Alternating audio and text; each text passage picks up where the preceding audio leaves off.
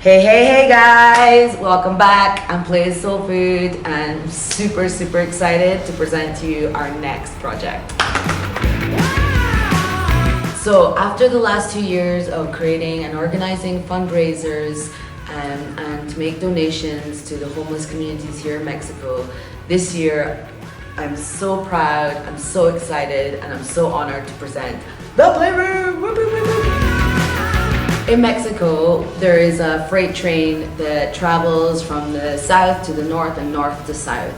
It stops off at different cities, and each city where it stops off at has a community of homeless children and adults. So this year we've created a collection of T-shirts and tote bags designed by kids, created for kids. All the products are 100% cotton, handmade here in Ugly Food House. What we want to do is bring many different creative workshops to these communities to help elevate the importance of play and creativity, not just for the kids, but the adults also.